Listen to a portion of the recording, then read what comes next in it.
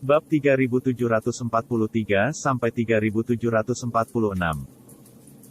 Apalagi, perubahan dramatis belakangan ini di negara Timur Tengah itu sangat mengkhawatirkan Said dan kepemimpinannya. Namun, Charlie tiba-tiba berkata bahwa Wan Longdian dapat membantu mereka mengoordinasikan pertahanan. Pikiran pertama Said tidak mungkin. Dia tidak bisa menahan diri untuk mengatakan, "Tuan Wade, terakhir kali saya bertemu, Anda mengatakannya sendiri. Anda mengatakan bahwa untuk Wan Longdian, situasi yang paling menguntungkan bagi Wan Longdian adalah hanya tanah kami yang terus terluka dan kehilangan darah. Sekarang Anda membiarkan kami bekerja sama dengan Wan Longdian dan membiarkan Wan Longdian membantu kami dalam pertahanan. Apakah ini sedikit tidak konsisten?" Charlie tersenyum acuh tak acuh, "Apa yang saya katakan sebelumnya, saya tentu saja tidak akan menyangkalnya, dan saya masih memiliki pandangan ini. Untuk Istana Wanlong, semakin bergejolak Anda, semakin mereka dapat mengambil manfaat darinya, tetapi apakah Anda berpikir, untuk situasi Anda telah berubah secara drastis? Sebelumnya, Anda berjuang habis-habisan, dan oposisi, termasuk Hamid, tidak dapat menangkis oleh Anda, jadi Anda hanya bisa mundur dan menunggu." Berbicara tentang ini, Charlie berkata lagi, "Tetapi Anda juga memahami situasi saat ini, dan Anda telah melihat perubahan Hamid dengan mata kepala Anda sendiri. Dengan tingkat pertahanan Hamid, jika dia terus menentang Anda benar-benar tidak ada apa-apanya. Dia bisa melakukannya. Terlebih lagi, banyak rekan Hamid yang berpikiran sama mati-matian menyalin karyanya. Ketika mereka membangun basis pertahanan yang kokoh di pegunungan, situasi Anda akan menjadi lebih pasif dan Anda ingin menyerang.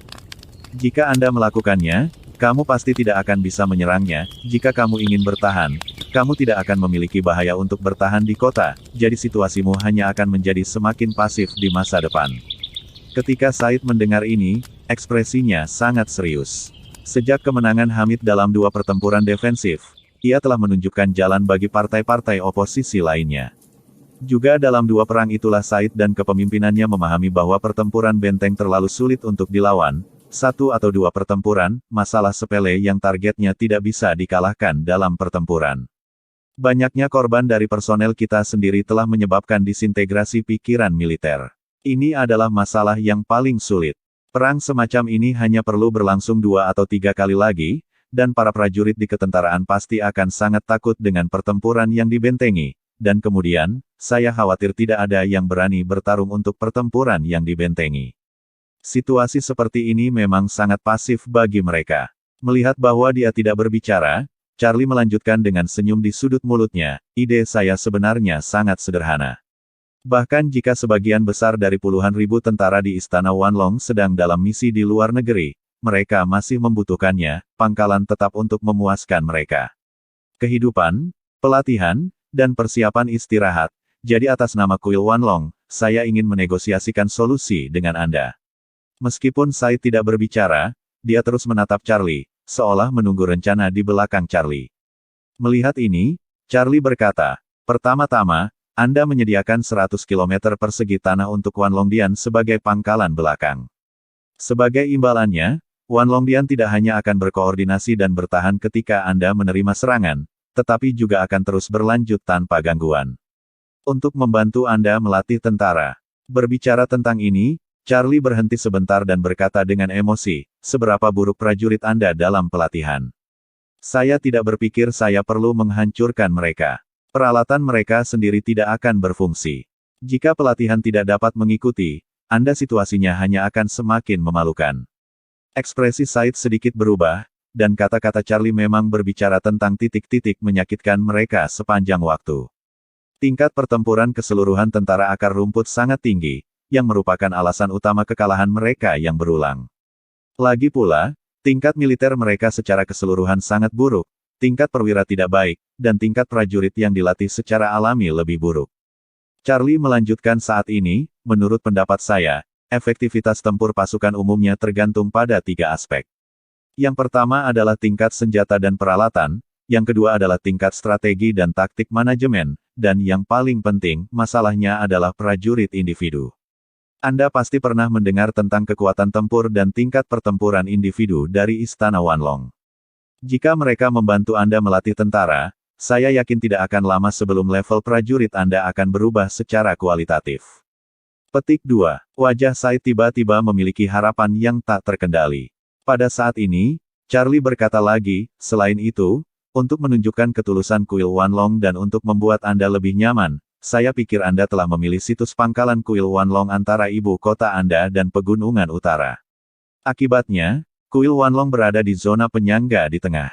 Bagimu, itu sama saja dengan penghalang ekstra. Saat membicarakan hal ini, ekspresi Said sangat melebar. Karena tingkat perkembangan di Timur Tengah saat ini masih sangat lambat, perang antara mereka dan oposisi pada dasarnya adalah dalam kategori perang kontak dekat, karena kurangnya senjata jarak jauh yang tepat, keduanya harus mengirim pasukan tidak peduli siapa yang mau, menyerang satu sama lain prajurit berada di dekat kota, jadi jika pangkalan kuil Wanlong terjepit di antara kedua sisi, itu memang bisa memainkan efek penyangga yang baik.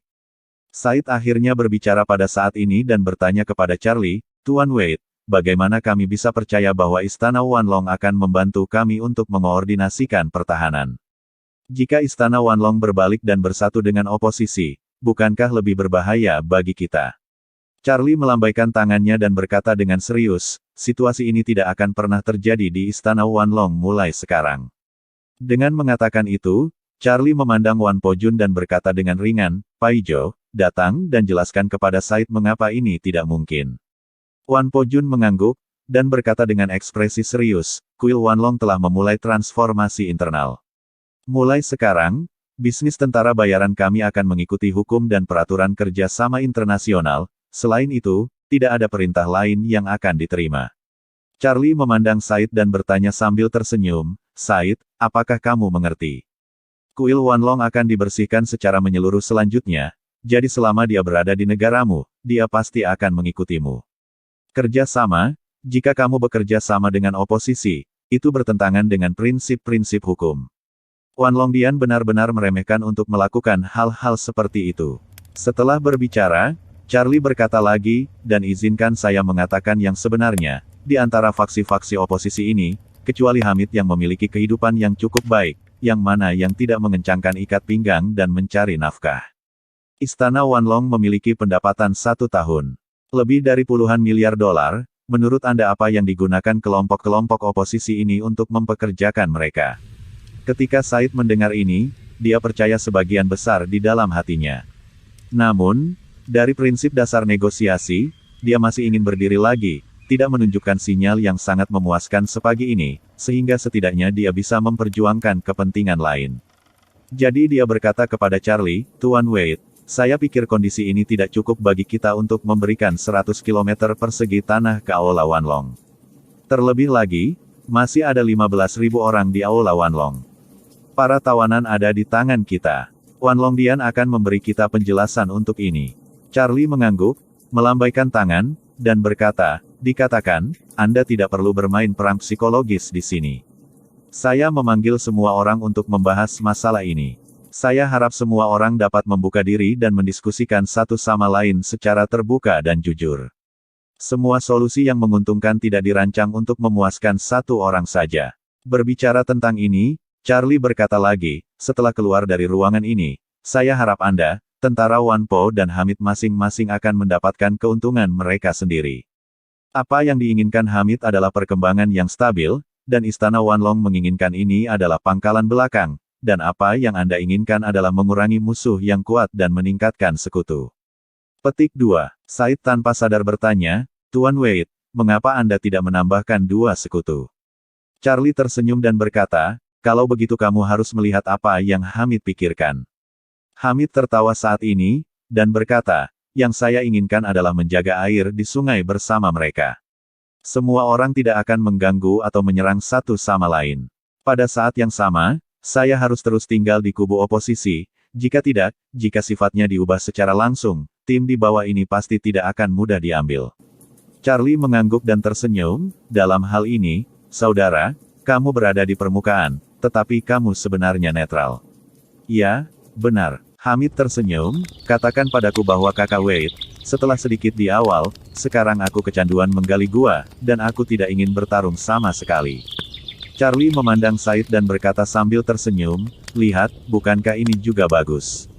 Said mengerucutkan bibirnya dalam diam sejenak, lalu bertanya, apa pendapatmu tentang tawanan itu? Charlie tersenyum dan berkata, gampang. Wan Longdian akan membayar Anda $10.000 AS sebagai kompensasi untuk satu orang. Untuk 15.000 orang, itu $150 juta AS. Dengan jumlah uang ini, itu akan cukup bagi Anda untuk berkembang, ukuran tentara, dan pada saat yang sama meningkatkan senjata dan peralatan tentara. Petik 2. Wan Pojun bahkan merasa bahwa masalah ini mungkin akan membutuhkan lebih dari $1 miliar AS untuk menyelesaikannya. Dia tidak menyangka bahwa Charlie hanya mengizinkan 150 juta ke pihak lain begitu dia membuka mulutnya. Said jelas kecewa. Dia juga tahu bahwa Istana Wanlong sangat kaya, dan selalu bertanya-tanya apakah dia dapat mengambil kesempatan ini untuk menyerang Istana Wanlong dengan keras, tetapi jumlah $150 juta AS lebih sedikit. Cukup banyak, tetapi jika Anda mengatakan terlalu banyak, itu benar-benar tidak terlalu banyak. Jadi, dia batuk 2 kali dan berkata, Tuan Wade, apakah jumlah 150 juta yuan lebih sedikit? Selain itu, mari kita berikan 100 km persegi tanah ke kuil Wanlong, dan kuil Wanlong juga harus memberikan beberapa poin. Sewakan. Kalau tidak, kami tidak akan bisa menjelaskan kepada orang-orang. Charlie berkata dengan murah hati, katakanlah Said, kembalilah dan beritahu para pemimpin Anda bahwa selain kompensasi $50 juta, setelah Anda mengalokasikan tanah ke Istana Wanlong akan saya selesaikan 100.000 ton gandum untuk Anda. Bukankah tidak nyaman bagi Anda untuk membeli biji-bijian? Saya kebetulan memiliki perusahaan pengiriman sendiri, dan saya akan membeli biji-bijian di China pada waktu itu, mengirimkannya langsung ke pintu saya, melayani rumah saya, dan mengirimkannya ke pelabuhan Anda. Charlie tahu bahwa bagi Said dan para pemimpin mereka, masalah saat ini bukan hanya perang, tetapi juga mata pencaharian dasar rakyat. Awalnya, mereka adalah satu-satunya pengekspor makanan di Timur Tengah, tetapi perang yang terus-menerus menyebabkan produksi pangan mereka terus menurun, dan kekurangan pangan menjadi masalah besar bagi mereka. Biaya 100.000 ton gandum tidak lebih dari 2 miliar yuan, yang kurang dari 40 juta yuan dalam dolar AS, tetapi bagi mereka, itu bukan harga untuk mengimpor makanan ke luar negeri. Apalagi kondisi keuangan mereka saat ini sangat buruk. Bagi mereka, mereka dapat memecahkan 100.000 ton gandum dalam setahun. Bagi mereka, itu benar-benar dapat memanfaatkannya. Memberi makan lebih dari 200.000 orang bukanlah masalah.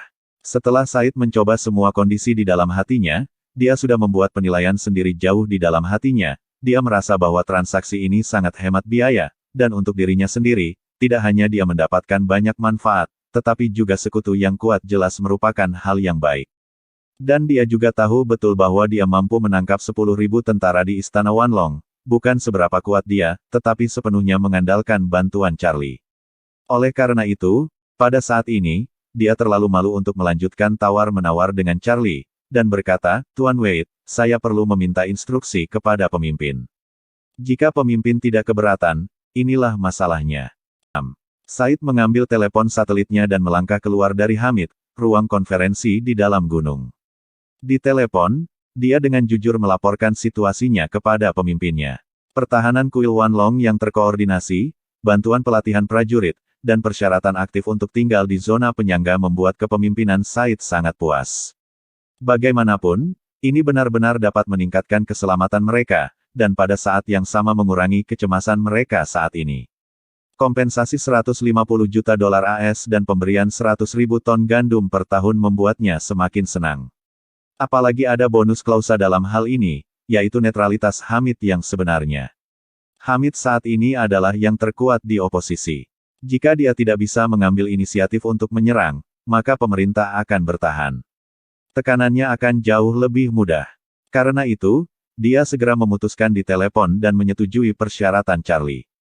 Said mendapat persetujuannya, kembali ke ruang konferensi dengan gembira, dan segera berkata kepada Charlie dan Wan Pojun, Tuan Wade, Tuan Wan, para pemimpin kami telah menyetujui persyaratan tadi.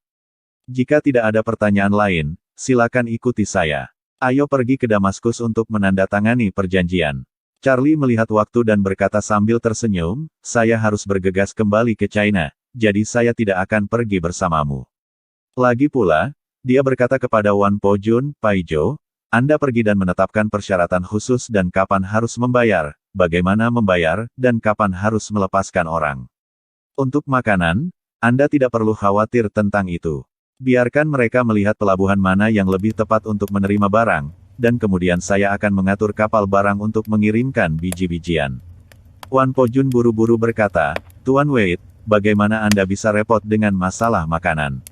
Saya akan mengurusnya. Charlie melambaikan tangannya, 100.000 ton biji-bijian tidak ada artinya bagi Anda bagi saya. Saya memiliki perusahaan pengiriman yang siap di sini, dan ada lebih banyak teman domestik. Pada saat itu, seharusnya relatif mudah untuk membeli atau mengirim, jadi Anda tidak harus mencampurnya. Setelah Said dan yang lainnya memberi Anda tanah, Anda pasti harus menghabiskan banyak uang, materi, dan energi untuk membangunnya. Anda hanya perlu mengurus ini. Petik 2. Wan Pojun mengangguk dengan penuh terima kasih, dan kemudian bertanya, Tuan Wade, apakah Anda ingin membahas pemilihan lokasi?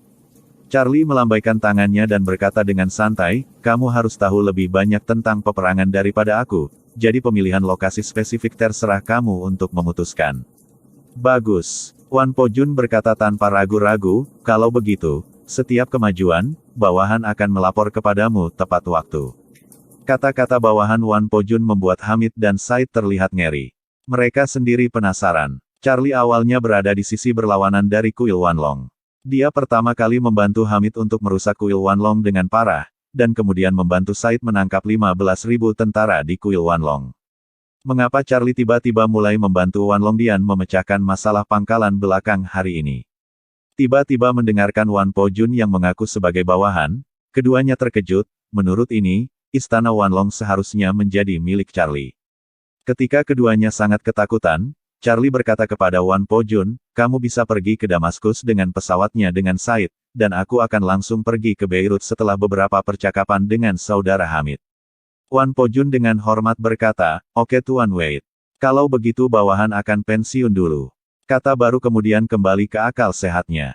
Meskipun ada banyak pertanyaan di dalam hatinya yang ingin dia tanyakan kepada Charlie, dia tahu di dalam hatinya bahwa ini bukan waktunya untuk menanyakan kata-kata ini, jadi dia berinisiatif untuk mengatakannya kepada Charlie, Tuan Wade, maka saya akan kembali ke Damaskus dulu, terima kasih atas bantuan Anda yang berkelanjutan, dan berharap dapat bertemu Anda lain kali. Charlie mengangguk dan tersenyum, baik kakak, sampai jumpa lagi. Charlie dan Hamid mengantar mereka ke pintu dan menyaksikan helikopter lepas landas. Hamid berseru, Kakak Wade, kamu benar-benar luar biasa. Kenapa Istana Wanlong yang terkenal tiba-tiba menjadi bawahanmu? Charlie tersenyum dan bertanya kepadanya, apakah saudaraku pernah mendengar tentang tindakan Istana Wanlong beberapa waktu lalu? Hamid menggaruk kepalanya, informasi di tempat saya relatif tertutup. Sampai Anda mengatakan bahwa Anda akan membawa Wan Pojun untuk bernegosiasi, saya secara khusus menanyakan tentang situasi terakhir Istana Wanlong. Saya mendengar bahwa mereka telah makan salah satu yang keluarga terbaik di China, keluarga besar teratas, memaksa keluarga itu untuk menyerahkan setengah dari asetnya, apakah itu benar atau tidak? Charlie berkata dengan bangga, faktanya, mereka tidak bisa memakan keluarga itu, tetapi dimakan oleh keluarga itu, dan saya adalah kepala keluarga itu. Setelah itu, Hamid menoleh, menatap Charlie dengan tatapan kaget, dan berkata sambil tersenyum, saudaraku, dengan kuil Wanlong di dalamnya, kamu bisa menjadi tuan tanah dengan ketenangan pikiran, tidak ada yang bisa melakukan apapun padamu. Petik 2. Hamid kembali sadar dan buru-buru berkata, saudaraku, jujur saja, saya benar-benar tidak mengerti bagaimana mengembangkan di masa depan. Bisakah Anda menunjukkan jalan yang jelas kepada saya? Charlie tersenyum dan berkata, ada apa dengan ini? Mengingat situasimu saat ini, aku akan memberimu 10 kata. Hamid buru-buru bertanya, 10 kata yang mana? Charlie membuang senyumnya, dan berkata dengan sungguh-sungguh, duduklah di gunung dan saksikan pertarungan harimau, dan hasilkan kekayaan dengan suara teredam. Hamid menggumamkan 10 kata ini di mulutnya sendiri, sepertinya dia bisa melihat langit biru sedikit melalui awan, tetapi sepertinya agak tidak jelas. Jadi dia bertanya dengan rendah hati, saudaraku, saya tidak keberatan membiarkan saya bersikap netral, tetapi saya takut mereka akan mengalahkan rekan-rekan saya satu persatu, dan saya akan ditinggalkan pada akhirnya. Mereka pasti tidak akan mentolerir saya saat itu.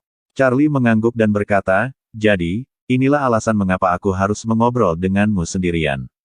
Hamid tahu bahwa Charlie pasti memiliki sesuatu yang lain untuk diakui secara pribadi, jadi dia buru-buru berkata, saudaraku, saya ingin mendengar lebih banyak. Charlie berkata, saya baru saja mengatakan bahwa Anda sebenarnya netral. Saya hanya mengatakan kepada Said untuk mendengarkan. Faktanya, posisi Anda dan Wan Po Jun harus sepenuhnya dicerminkan. Tentara Wan Po netral terhadap tentara pemerintah, dan Anda harus menjadi rekan kerja yang netral terhadap Anda. Di masa depan, tentara Wan Po hanya akan membantu mereka untuk bertahan, dan tidak akan membantu mereka untuk menyerang. Hal yang sama berlaku untuk Anda. Anda harus membantu teman-teman Anda yang malang untuk membantu bertahan, tetapi Anda tidak dapat melakukan ini secara terang-terangan, dan Anda tidak boleh secara langsung ketika mereka bertarung. Cara terbaik untuk campur tangan adalah membantu mereka memperkuat pertahanan mereka sebelum perang.